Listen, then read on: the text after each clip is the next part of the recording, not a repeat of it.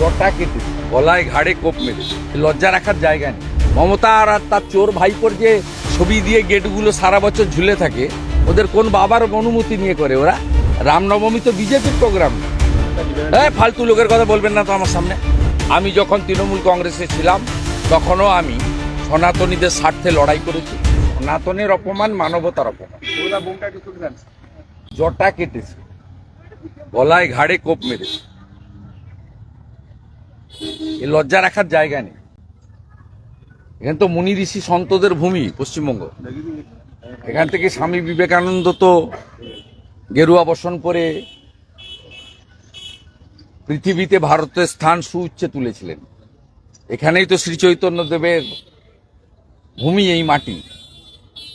এই মাটি থেকেই তো স্বামী প্রণবানন্দ সৃষ্টি হয়েছিল। এই মাটি সন্ত সমাজের মাটি। সবাই রাজনীতির ঊর্ধ্বে উঠে সন্ত সমাজকে সম্মান করে, শ্রদ্ধা করে। তার জটা কাটা হয়েছে, গলায় কোপ দেওয়া হয়েছে। উনি তো কাউকে আঘাত করে কথা বলেন না, তিনি তার সনাতন ধর্মের পক্ষে প্রচার করেন। এতে আপত্তির কি আছে? মোথাবাড়িতে হিন্দুদের দোকান ভাঙা হয়েছে, নওদাতে হিন্দুদের পানের বরজ আগুন লাগিয়ে দেওয়া হয়েছে, বিভিন্ন জায়গায় হিন্দু মন্দিরে চুরি হচ্ছে, ভাঙা হচ্ছে, হিন্দুদের ধর্মীয় অনুষ্ঠান করতে গেলে পুলিশ বাধা দিচ্ছে, রামনবমীর গেট করতে গেলে বলছে বাধা দিচ্ছে। এইখানে আজকে করেছে চণ্ডীপুরে। এনএস থেকে অনুমতি নিয়ে আসুন। মমতা আর তার চোর ভাইপোর যে ছবি দিয়ে গেটগুলো সারা বছর ঝুলে থাকে, ওদের কোন বাবার অনুমতি নিয়ে করে ওরা? রামনবমী তো বিজেপির প্রোগ্রাম না, হিন্দুদের প্রোগ্রাম। তাতেও যদি বাধা দেয় তাহলে বুঝতে পারছেন পশ্চিমবাংলার হিন্দুদের অবস্থাটা কেমন। আমি অন্য ধর্মের লোকেদেরকে তাদেরকে সমালোচনা করব না, সমালোচনা করব এই রাজ্যের পুলিশ এবং মমতা ব্যানার্জির, যিনি নিজে অন্য ধর্মের ধর্মীয় অনুষ্ঠানে, খেলাফত কমিটির অনুষ্ঠানে দাঁড়িয়ে হিন্দু ধর্মকে গন্দা ধর্ম বলেন। তো পুলিশ তো উৎসাহিত হবেই। পুলিশ মন্ত্রী যদি হিন্দু ধর্মকে গন্দা মানে হিন্দিতে বাংলায় নোংরা, নোংরা ধর্ম যদি হয়, মুখ্যমন্ত্রী যদি বলেন প্রকাশ্যে, লাইভ হচ্ছে, মানুষ শুনছে, হাজার হাজার মানুষ সেখানে নামাজে গেছিলেন, তারা শুনছেন, তারা হাততালি দিচ্ছেন, আর মুখ্যমন্ত্রী বলছেন আমি গন্দা ধর্মের বিরোধী। মুখ্যমন্ত্রী বলেছেন সকালে উৎসাহিত হয়ে দাসপুরের হিন্দু বিরোধীরা, যারা আমাদেরকে কাফের বলে মনে করে, যারা মনে করে হিন্দুদের শেষ করতে হবে, তো মোগল পাঠানের সময় থেকে চলছে। তারা হিরণময় প্রভুকে পেয়েছে মাঝরাতে, যা করার করে দিয়েছে। এর জন্য দায়ী কোনো সম্প্রদায়ের লোক নয়, এর জন্য দায়ী রাজ্যের মুখ্যমন্ত্রী মমতা ব্যানার্জি এবং তার পুলিশ। ফালতু লোকের কথা বলবেন না তো আমার সামনে। আপনাকে দেখে কেঁদে ফেললো এতটাই যে আবেগপ্রবণ হয়ে অনেকটাই আঘাত পেয়েছে। জটাটা আঘাত কি মেরেছে? তো কোপটা ঘাড়ে বসলে ঘাড় থেকে মানে দেহ আলাদা হয়ে যেত। হালকা ঘোপ লেগেছে, হাতে লেগেছে, ঘাড়ে ঘোপ তো আছেই, উপর দিয়ে লেগেছে। বিশেষ করে দেখুন জটা কেটে নিয়েছে। এ তো আমি মানে নতুন করে দেখলাম। প্রত্যেকের ধর্মের নিজের নিজের একটা সম্মান রয়েছে,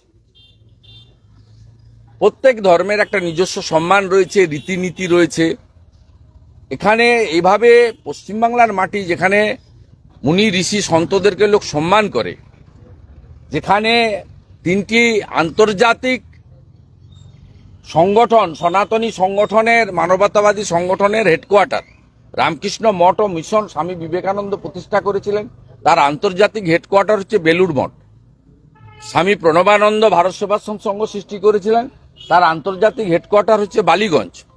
শ্রীলা প্রভুপদ শ্রী চৈতন্য দেবের আদর্শে ইসকনের প্রতিষ্ঠা করেছিলেন, তার আন্তর্জাতিক হেডকোয়ার্টার হচ্ছে মায়াপুর।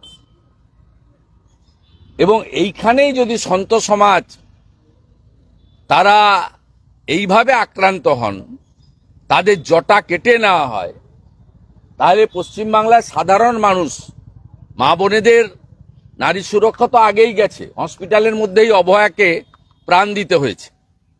আর মুখ্যমন্ত্রী 10 লক্ষ টাকা দিয়ে সেটা চাপতে চেয়েছিলেন এবং এভিডেন্স ডিস্ট্রয় করা হয়েছে। প্রত্যেক দিনই মহিলা অত্যাচারিত হচ্ছে, এরপরে সন্ত সমাজ এভাবে অত্যাচারিত হলো।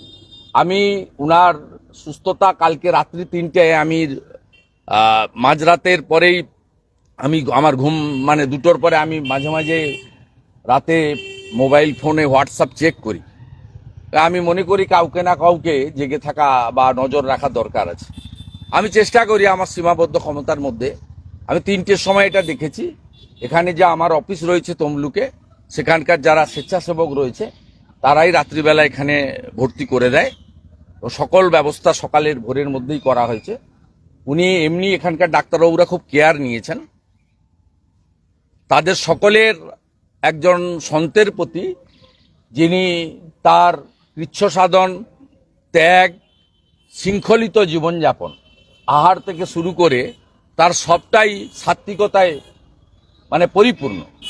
ডাক্তারবাবু, নার্সরা এখানে তাকে দেখেছেন, হি ইজ কোয়াইট ওকে, কিন্তু তাকে আমি ওনার সুরক্ষার জন্য অন্য জায়গায় শিফট করব এবং আমি আমার ক্ষমতার মধ্যে দাঁড়িয়ে আগামী দিনে উনার ন্যূনতম একটা নিরাপত্তার ব্যবস্থা যাতে করা যায়, কোনো ভলেন্টিয়ার দিয়ে হোক, প্রাইভেট সিকিউরিটি অর্গানাইজেশন দিয়ে হোক, তা আমার যেটুকু ক্ষমতা আছে আমি করব।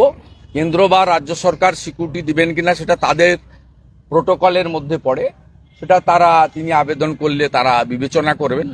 সেখানে আইবি রিপোর্ট ইত্যাদি হয়, সেটা আমি তো দুটো সরকারকেই প্রতিনিধিত্ব করি না, আমি সেটা বলতে পারবো না। আমি একজন সনাতনী হিসেবে আমি এখানে মহাপ্রভুর মন্দির কমিটির সঙ্গে আমি যুক্ত, আমি সংখ্যানন্দ মন্দির মেছেদার সঙ্গে যুক্ত, আমি রিয়াপাড়া সিদ্ধনাথ জিউ কমিটির সঙ্গে যুক্ত। আমি আজকে রাজনৈতিক দল পরিবর্তন করেছি বলে নয়, আমি যখন তৃণমূল কংগ্রেসে ছিলাম তখনও আমি সনাতনীদের স্বার্থে লড়াই করেছি, সনাতন প্রতিষ্ঠানকে বাঁচানোর চেষ্টা করেছি এবং বিভিন্ন মঠ মন্দির আমি সেখানে তাদের পাশে দাঁড়ানোর চেষ্টা করেছি। তমকুল্লেকে ঐতিহ্যবাহী রামকৃষ্ণ মঠ ও মিশন যখন শতবর্ষ পূরণ হয়, সেখানেও আমি প্রত্যক্ষভাবে অংশগ্রহণ করেছি, আপনারা জানেন।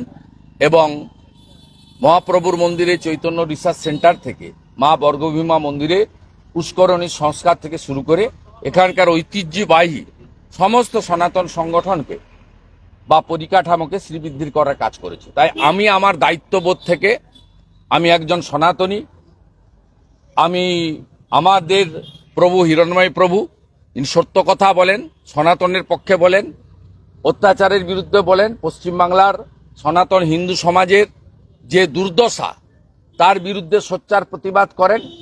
তিনি কাউকে ভয় করেন না, ভয় যদি কাউকে করে থাকেন তিনি একমাত্র ঈশ্বর এবং ভগবানকে করেন।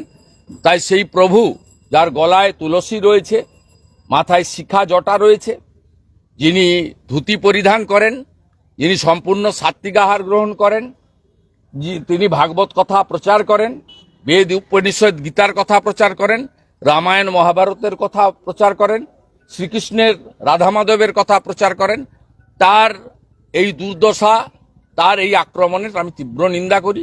তার পাশে থেকে আমি তার দ্রুত সুস্থতা এবং যাতে তিনি নিরাপদে থাকেন তার জন্য আমি সচেষ্ট থাকব, এটাই আমার কথা।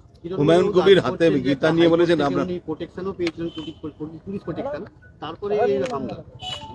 উনি আগে আমি অর্ডারের কপিটা দেখিনি, শুনেছি। ওনার উপর আগেও 3বার হামলা হয়েছিল, তারপরে উনি প্রোটেকশন পেয়েছিলেন। ও অনেক জায়গায় পুলিশ উনাকে ডেকে এনে থানায় বসিয়ে রেখেছে, কালিয়াচকের থানায় উনাকে বসিয়ে রেখেছিল অনেকক্ষণ ধরে, 7-8 ঘন্টা। আমি ইন্টারফেয়ার করেছিলাম তো। হাইকোর্টের নির্দেশ ছিল পুলিশ থাকবে, কিন্তু আমি অর্ডারের কপিটা না পড়ে বলতে পারবো। হুমায়ুন কবির গীতা হাতে বলেছেন আপনার স্বপ্ন মুখ্যমন্ত্রী হওয়ার, কোনোদিন সফল হবে না, কি বলবেন? কার কথা? হুমায়ুন কবির। পাগল ছাগলের কথার উত্তর দেবো কেন?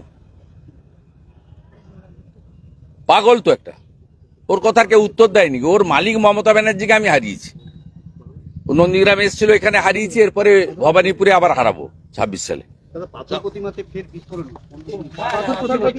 মুখ্যমন্ত্রী পুলিশ মন্ত্রী দায়ী, 3 বছর লাইসেন্স নেই, সব এভিডেন্স ডিস্ট্রয় করে দিয়েছে। আরেকটা চামচা সুপ্রতিম সরকার বলে দিয়েছে আজকে প্রেস করে যে আমরা এক্সপ্লোসিভ অ্যাক্ট লাগাইনি, এক্সপ্লোসিভ অ্যাক্ট লাগাইনি। অর্থাৎ প্রথম কাজ শেষ, যাতে এনআইএ নিতে না পারে। দ্বিতীয় কাজ হচ্ছে আগামীকাল দেখবেন বঙ্কিম হাজরা, মন্টুরাম পাকিরা আর সমীর জানা 3 জন কর্মচারী গিয়ে ডিএমকে সঙ্গে নিয়ে 2 লক্ষ করে টাকা দিয়ে আসবে। এটা নন স্টপ চলছে। এগরার খাদিকুল থেকে কয়েকদিন আগে কল্যাণী থেকে নন স্টপ। মমতা যতক্ষণ থাকবে, বুড়িমার বোম উড়ে গেছে, মমতার বোম উড়বে না, পিসির বোম চলবে।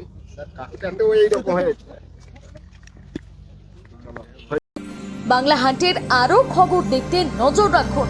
বাংলা খবর মানেই বাংলা হান্ট।